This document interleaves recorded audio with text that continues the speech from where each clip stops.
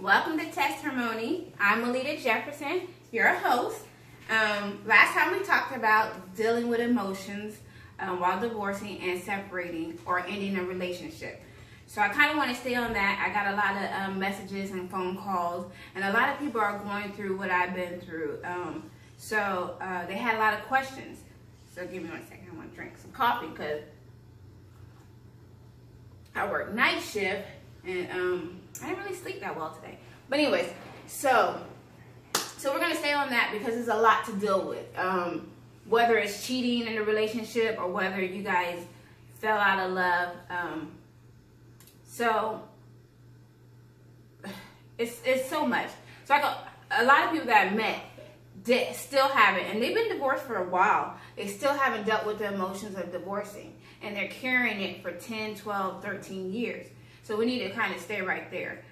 One of the questions that my friends asked me is, how do you move on? How do you move on when you're separated? How do you emotionally detach yourself?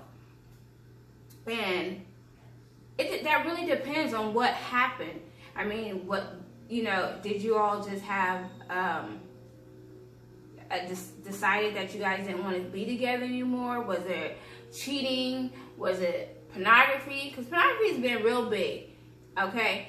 Pornography has been one of the leading causes of divorces because it opens up a door to cheating. It opens up the door to emotionally being attached to somebody other than your spouse. So I want to stay on that topic real quick because a lot of people don't understand that when you watch pornography, you're emotionally attached to what you're watching. So now you're trying to portray that onto your spouse. And that's one of the things that was the issue in our relationship. Pornography. I didn't understand it. I hated it. It was disgusting to me. And whenever I would catch him watching it, instead of trying to understand, I just went into a big old rage. Like, I don't understand it. Why are you fantasizing about somebody, and then I can never fulfill those shoes of what the fantasize was. So I want you to stay on, if those that are dealing with that, for the men, understand that for a woman, it's almost as worse as you're cheating. Unless the woman's watching it with you. Then, hey, by all means, y'all have fun. That's between y'all.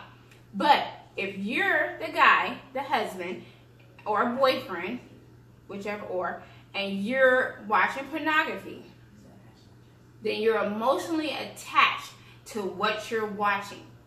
That means you're emotionally detached from your wife or your spouse or your girlfriend. Okay? So the woman, us, we consider that cheating. That's cheating. Plain and simple. So you guys want to talk about that. There's things out there that you can go get help, counseling or whatever. But if that was the case, you definitely need to focus on that. Sit down and talk to your spouse or your significant other and see what each other feels. Not yelling, not being angry, trying to understand where he's coming from. And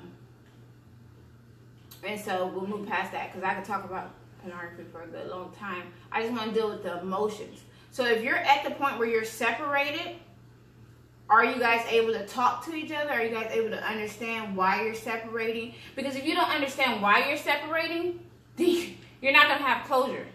You're going to feel like I did nothing wrong. Or you can think about what you did. Like me, I know that I had an affair in my relationship. I know what I was wrong at. I know that I didn't biblically put my husband first. I was angry. I was hurt. Some things that happened in my childhood, and I didn't deal with it emotionally, and it carried into my relationship. So I failed to love my husband the way he needed me to love him. And so I cheated, he cheated, and we came to this point. So dealing with those emotions, you have to look at yourself and check yourself. Those times when you're having the moments like he did this or she did that, you have to think about what you did and say, man, I messed up. I messed up. How can I improve myself? What can I do to be better for the next person or be better for yourself? You got to deal with all those things. I was molested growing up. I brought that into my relationship because I didn't deal with being molested. And we're going to talk about that on a whole nother recording. But I didn't deal with being molested. And I took the anger and the hurt and the hate into that relationship. So I wasn't able to love him because I didn't love myself. So those are the things that you got to really dig deep down inside and say, hey, why am I feeling this way? Why can't I love? Because love is not just a feeling. Love is an action. Love is a whole package. Because I love pancakes. I can't eat it all the time because I got to keep my girlish figure. But I love pancakes. So, you know, you got to think about love and think about the understanding of love and what love is. And that's when you go into your Bible and read about love and digest it. So once you get that understanding, you got to love yourself. You got to deal with all those issues and then love somebody else. And so when you're separating, that's the time that you go in your closet or you go in your room and you self-reflect and you find something that's going to pick you up. You find, if you got to listen to, I had a season where I had to listen to Creflo Dollar as a preacher. I had to listen to him every time I had a doubt about myself.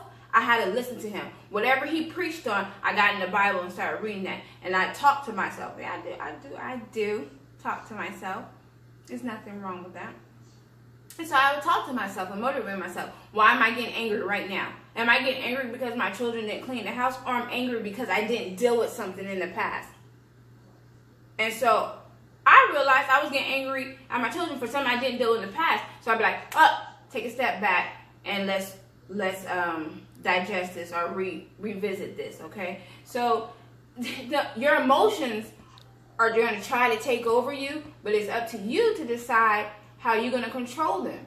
So when you're separating, don't think about, oh, that person did this and whatever that person did. And they very well may be wrong and you very well may have not did anything.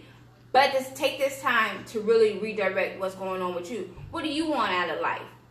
They may got to the point where they want something different out of life and y'all not on the same path.